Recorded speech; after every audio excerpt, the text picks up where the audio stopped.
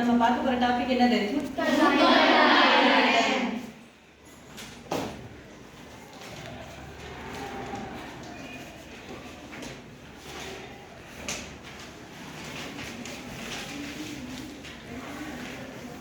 சரி, முத்தொள்ளாயிரம். இப்ப நம்ம கம்பராமாயணம் எடுத்துக்கிட்டோமா?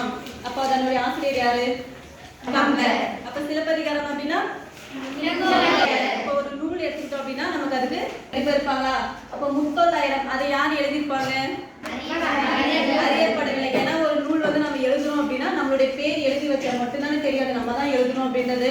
அப்ப நான் எழுதாம விட்டுட்டோம் அப்படின்னா என்ன பண்ணுவோம்? அது யாருக்குமே தெரியாது. அந்த மாதிரி நமக்கு முத்தொள்ளாயிரம் ஆசிரியர் யாரு?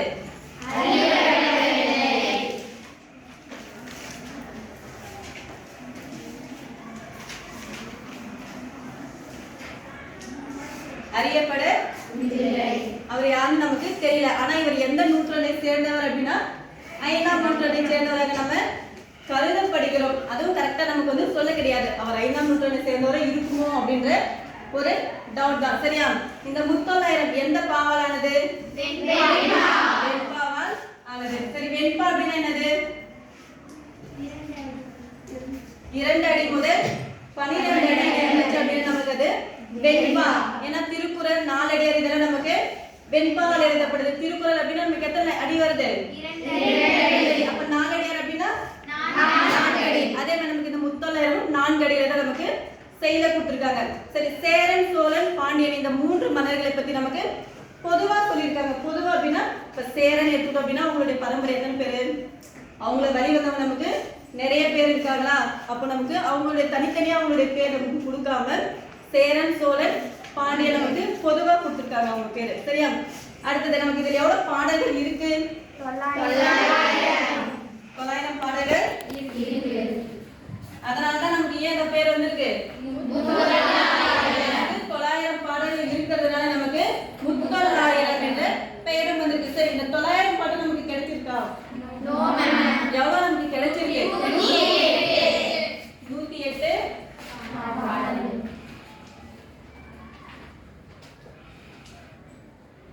108 செயல் மட்டும்தான் நமக்கு கிடைச்சிருக்கு. இது எது மூலமா நம்ம தேடி கண்டுபிடிச்சோம் அப்படின்னா புறத்திரட்டு. சரியா? அந்த புறத்திரட்டு அப்படின்ற நூல் மூலமா நமக்கு 108 செயல்கள் முத்தொள்ளாயிரம் என்ற பெயர்ல நமக்கு எழுதி வச்சிருக்காங்களா? சரி, இந்த புறத்திரட்டு அப்படின்னா என்ன அப்படின்னா இப்போ நமக்கு இப்ப நிறைய நூல்கள் இருக்கும். அதை பத்தின இன்ஃபர்மேஷன் நமக்கு தெரியணும் அப்படின்னா நம்ம இந்த புறத்திரட்டு என்ற நூலை நம்ம எடுத்தோம் அப்படின்னா நமக்கு எல்லா வகையான நூலுமே நமக்கு கிடைக்கும். சரியா? இதை ஒருத்தர் பதிப்பிச்சிருக்காரு. சரியா? யார் அப்படின்னா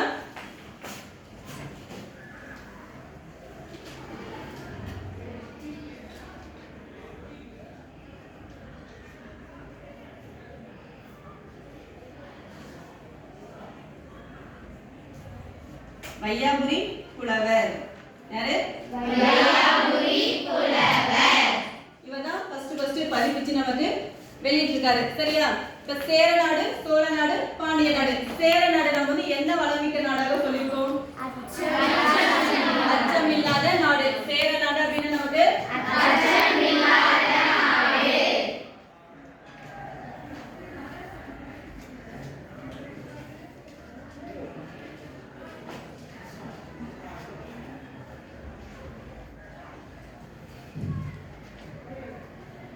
அடுத்தது சோழநாடு.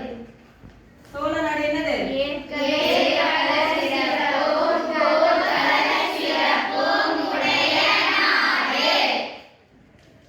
ஏற்கல சிறப்பு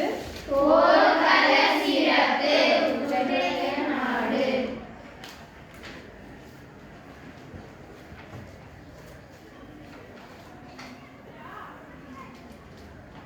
அடுத்தது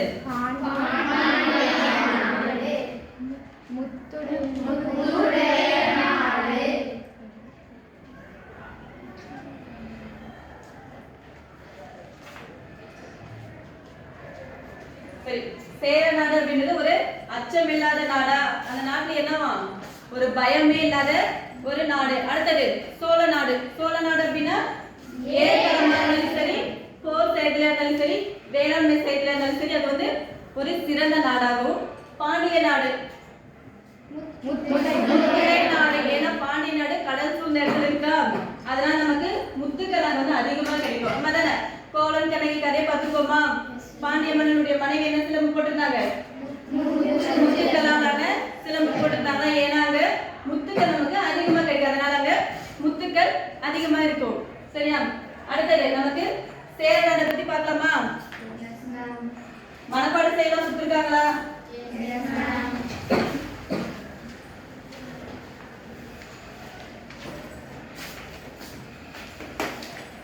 படிச்சிட்டீங்களா இல்லையா?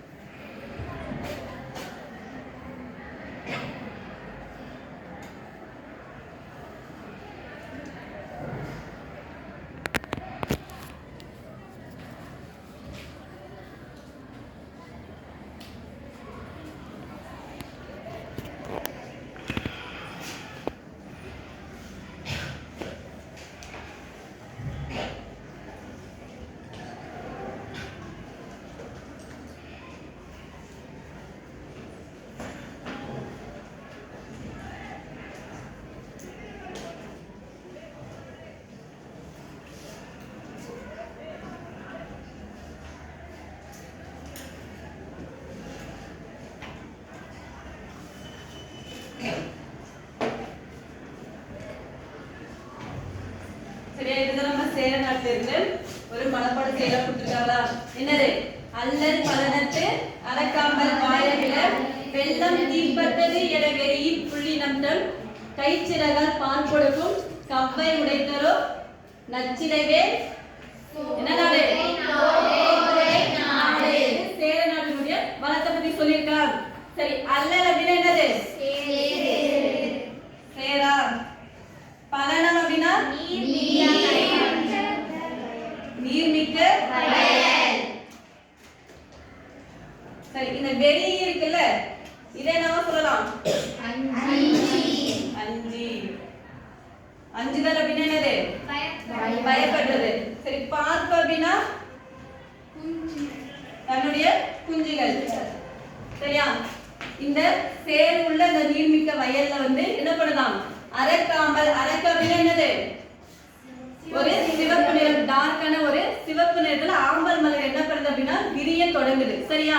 அது விரிய தொடங்கும் போது அங்க இருக்கிற நீர் பறவைகள் என்ன பண்ணலாம்? தண்ணியில வந்து தீப்பற்றி விட்டது என பயந்து தன்னுடைய குஞ்சுகள் எல்லாம் என்ன பண்ணிச்சான்? தன்னுடைய இறகால வந்து ஒடுக்கி வச்சுக்கிச்சு உள்ள. இப்ப கோழி குஞ்சுன்னு பார்த்தா என்ன பண்ணோம்? இப்போ கோழி அப்படின்னா இப்போ ஒரு காகம் பருந்து வந்து தன்னுடைய குழந்தைகள் வந்து எல்லாம் தூக்கிட்டு போயிடும் அப்படின்னா என்ன பண்ணாது? பயந்து தன்னுடைய குஞ்சுகள் எல்லாம் என்ன பண்ண இறகுக்குள்ள பிடி வச்சுட்டு ஒளிச்சிட்டு உட்காந்துருல. அந்த மாதிரி தண்ணியில தீப்பற்றி விட்டது அப்படின்னு சொல்லிட்டு பயந்து என்ன பண்ணுது அப்படின்னா தன்னுடைய குஞ்சுகள் எல்லாம் அந்த இறகுக்குள்ள வந்து ஒளிச்சு வச்சுக்கிச்சு. இது ஏன் சொல்றாங்க அப்படின்னா இந்த சேர நாடு நம்ம என்ன நாட சொல்லியிருக்கோம்? நாடு. ஒரு பயமே இல்லாத நாட்டுல இந்த மாதிரியான ஒரு விஷயம் இருக்கு. எதுக்குமே இப்போ ஒருத்தர் வந்து எதுக்காகவும் பயப்பட மாட்டாங்க, நல்லா போல்டா இருக்காங்க, நடந்து போயிட்டே இருக்காங்க, ஒரு பள்ளியை பார்த்து பயப்படுறாங்க. என்ன நினைப்போம் நம்ம? எதுக்குமே பயப்படாத ஒருத்தர் திடீர்னு ஒரு பள்ளியை பார்த்து பயந்தா இதுக்காக அவர் பயப்படாதுல்ல அப்படின்னு நமக்கு தோணல. அந்த மாதிரி எதுக்காகவுமே பயப்படாத அந்த நாட்டுல இதுக்காக ஒரு பறவைகள் வந்து பயப்படுறாங்களே, இத்தகைய ஒரு பயமான அந்த நாட்டுல இருக்கு அப்படின்னு அவங்க சொல்றாங்க. சரியா? இதை வந்து என்ன அணியா வெளிவந்திருக்கு?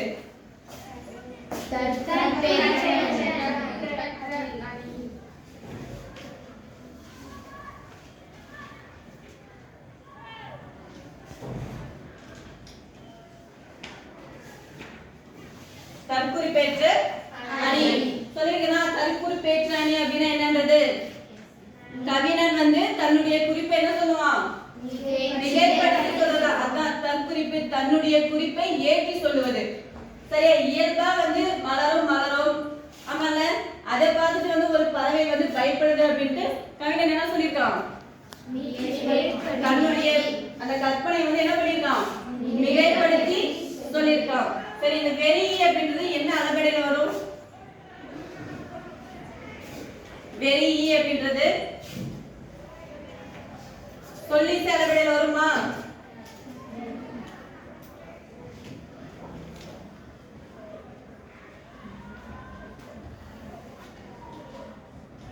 சரி, அளபெடை எத்தனை வகைப்படும் அப்படின்னா நமக்கு 3 வகைப்படுமா? ஒண்ணு என்னது? மெய்யிசை அளபெடை, சொல்லிசை அளபெடை, இன்னிசை அளபெடை 3 சொல்லிருக்கோமா? அந்த 3ல செய்யுளிசை அளபெடை அப்படின்னா என்னது? அதுக்கான வேறு பெயர்கள் வந்து நமக்கு இசை நிறை அளபெடை அப்படின்னு சொல்லுவோம். அடுத்தது இன்னிசை அளபெடை சொல்லுவோமா? அது என்னது பேரே நமக்கு? இன்னிசை. ஒரு இசையோட வருமா? அப்ப அது நம்ம என்ன சொல்லலாம்? இன்னிசை அளபெடை. எடுப்பதும் தூம் தூம் வருது இல்ல, அப்ப அது ஒரு இசை மாதிரி நமக்கு வருது இல்ல. அடுத்தது சொல்லிசை அளபெடை. ஒரு சொல் வந்து நமக்கு எச்ச பொருளாக திரிந்து வந்தால் அது நமக்கு சொல்லிசை அளபெடை. இது என்னது? நம்ம இப்ப சேர்த்து எழுதும் போது என்ன எழுதலாம்?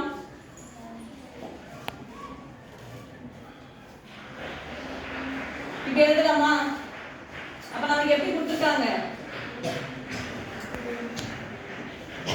இப்படி கொடுத்திருக்காங்களா? அப்ப என்ன இது? ஒரு சொல் வந்து நமக்கு அப்படியே கரெக்டா வராம எப்படி கொடுத்திருக்காங்க? அது அப்படியே திரிந்து நமக்கு. சரியா? அது தனியே எடுத்து கொடுத்திருக்க மாதிரி கொடுத்திருக்காங்கல்ல. அடுத்தது சேரநாடு பாத்துட்டோமா? அடுத்தது சோழநாடு. சோழநாடு எதுல நமக்கு சிறப்பு வாய்ந்தது?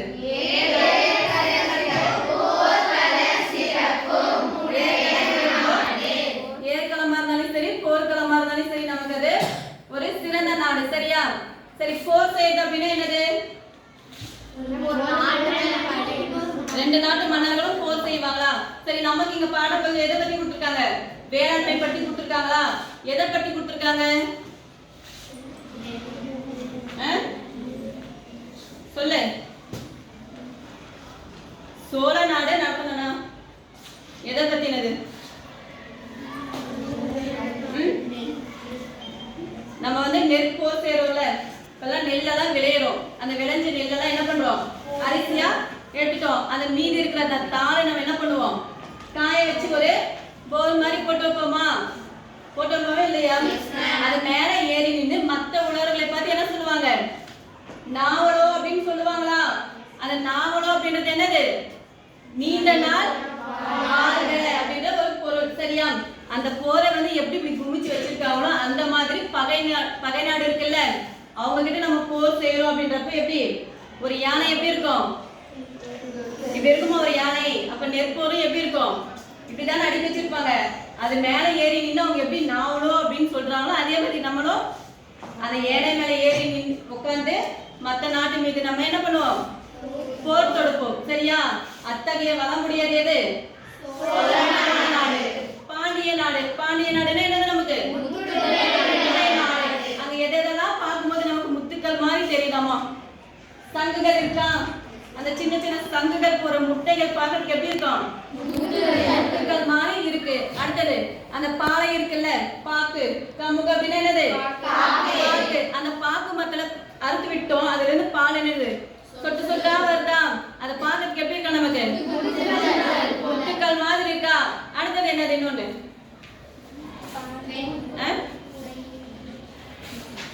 அடுத்தது ஒண்ணு பாக்கு மரத்துல இருந்து பாலைகள் வந்து நமக்கு முத்துக்கள் மாதிரி தெரியுது. அடுத்தது சங்குகள் போற அந்த முட்டைகள் எப்படி இருக்கு? நமக்கு முத்துக்கள் மாதிரி இருக்கு. அதுக்கப்புறம் இன்னொன்னு என்னது?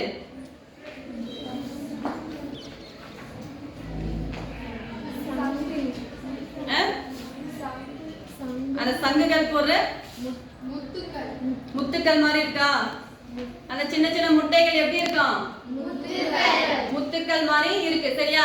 சரி, இந்த பாடப்பகுதியில் நமக்கு வந்து ஒரு பகுபத உறுப்பினர் கொடுத்திருக்காங்களா?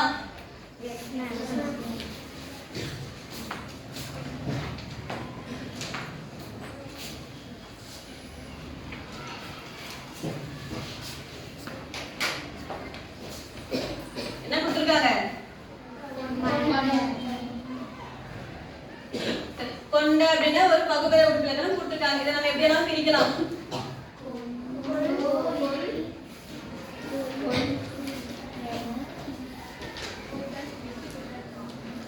கொல் அப்படின்றது இன்னு சரியா பிளஸ் இட்டு கூட்டல் ஆ. சரி இந்த கொண்ட அப்படின்றது மனசுக்குள்ளேயே சொல்லி பார்க்கலாம். கொண்ட கொல் அந்த இடத்துல கொல் அப்படின்றது வருதா இல்லையா? வருதா? அடுத்தது இன்னு இன்னுக்கான வந்துச்சா? டா அப்படின்றது இட்டு கூட்டல் ஆ தானே நமக்கு ஆ வரும் சரியா? இட்டு கூட்டல் ஆ சரியா? நமக்கு முதல்ல எது வந்தாலும் நம்ம என்ன எழுதுவோம்? பகுதி. பகுதி. இன்னானது விகாரம். இன்னானாலும் சரி இந்தானாலும் சரி எதே நமக்கு ஏதாவது ஒன்று பிரிஞ்சு வந்துச்சு அப்படின்னா என்னது நமக்கு? விகாரம். இன்னானது விகாரம். அப்ப இட்ட நம்ம என்னன்னு சொல்லுவோம்? எதெல்லாம் வந்தா நமக்கு இறந்த கால இடைநிலை? இட்டு இட்டு இட்டு அப்புறம் இட்டு இட்டு இரு இன்னு இதெல்லாம் வந்து என்னது? இறந்த கால இடைநிலை.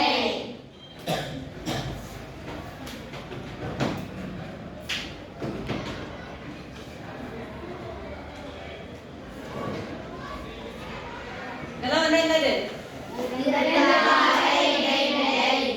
சரி நிகழ்காலம் தெரியுமா?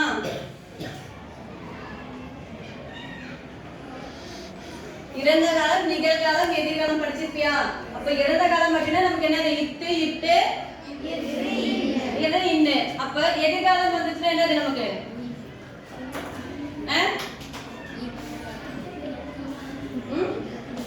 இக்கு இங்கு இச்சா என்னது? இப்பு இவ்வு சொல்லுவோமா? அப்ப நமக்கு இங்க என்ன வந்திருக்கு? இட்டு வந்திருக்கா? அப்ப இட்டு வந்துச்சுன்னா என்னது நமக்கு?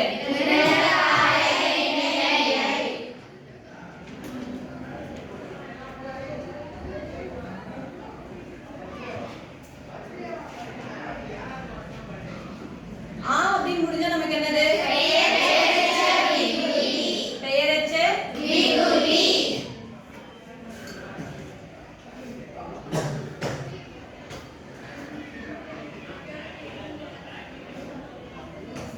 ஆ அப்படின்னு வந்துச்சுன்னா பெயரச்ச விகுதி. அப்ப ஈ ஊ அப்படின்னு வந்துச்சுன்னா என்னது நமக்கு? வினையச்ச விகுதி. சரியா? சரி தொகை நிலை பார்த்துட்டோமா?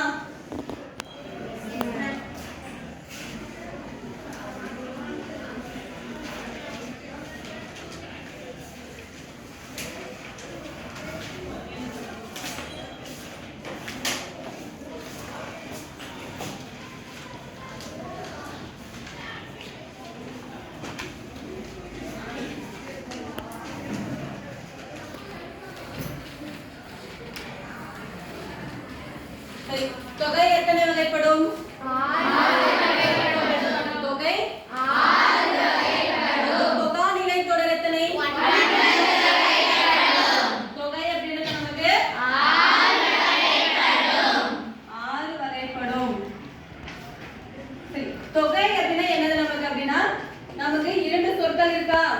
இரு சொற்களுக்கும் இடையே ஒரு உறுப்பு வந்து நமக்கு மறைந்து வந்தால் அது என்னது? தொகை. அப்ப தொகை அப்படின்னா என்னது? தொகை அப்படின்னா என்ன இருக்கு நமக்கு? மறைந்து வந்த பொருள் தருமா? என்னது?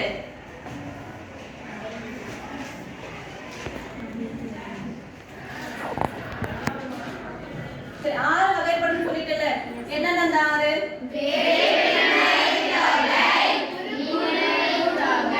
வேற்றுமை தொகை, வினை தொகை,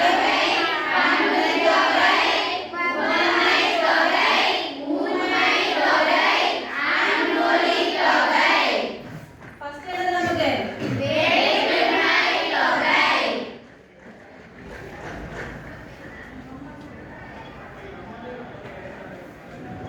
வேற்றுமை தொகை. அப்ப வேற்றுமை நமக்கு எத்தனை வகைப்படும் பார்த்தோம் அப்படின்னா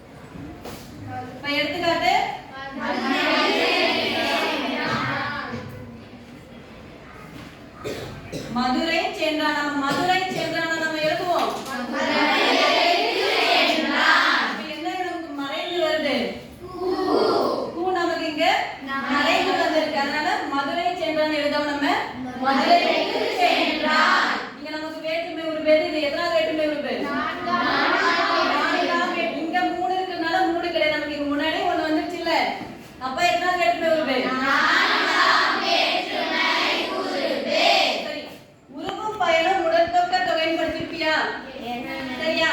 அது எப்படி சொல்லலாம்?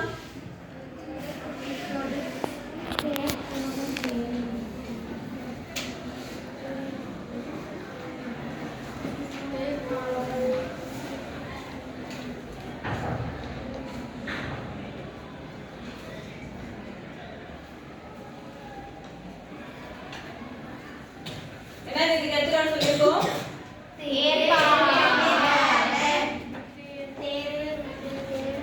தேர்ப்பாக. நம்ம தேர்ப்பாக எழுதணும்.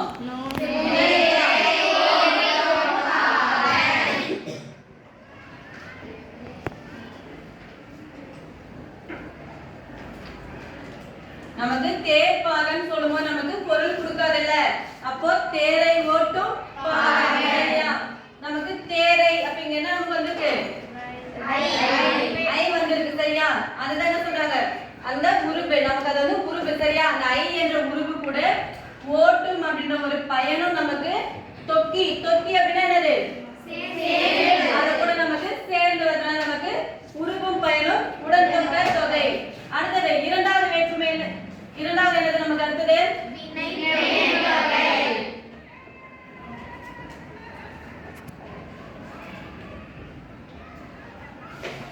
வினைத்தொகை. நமக்கு இரண்டாவது வினைத்தொகை அப்படின்னா நமக்கு என்னத்த காட்டும்? காலம் கடந்த பெயரெச்சமா? காலம் கடந்த பெயரெச்சம் இது வினைத்தொகை. வினைத்தொகைக்கு அப்புறம் என்னது? எதெல்லாம் தான் நமக்கு பண்பு தொகை? நிறம், சுவை, வடிவம், அளவு இதெல்லாம் நம்ம வந்துச்சு அப்படின்னா நமக்கு பண்பு தொகை. இப்ப செங்காந்தல் பார்க்கும்போது என்னது? செம்மையானது காந்தல். ஆன ஆகி என்ற உறுப்பு நமக்கு அங்க மறைந்து வந்திருக்கு. இப்ப செங்காந்தல் அப்படின்னா செம்மையா இருக்குது, அதனுடைய பண்பை குறிக்குதான், அதனால செங்காந்தல். அடுத்தது என்னது?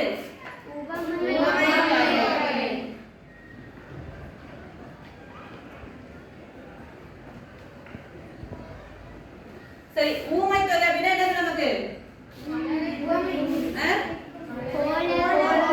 குறைய, ஒப்ப, உரல, மான, கடுப்பு இதெல்லாம் நமக்கு மறைந்து வந்தால் என்னது?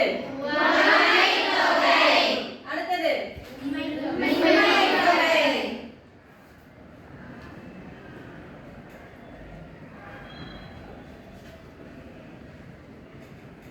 நமக்கு இரண்டு சொற்களுக்கும் இடையே என்ன மறைந்து வரும்? அப்படின்றது மறைந்து வரும். தாய் சேய் சொல்லுவோமா? அப்ப நம்ம படிக்கும்போது எப்படி எழுதணும்? அந்த அப்படின்றது நமக்கு மறைந்து வரும். அப்ப வெளிப்படையா வந்து என்னது நமக்கு? எண்ணுமைன்னு சொல்லுவோமா? அடுத்தது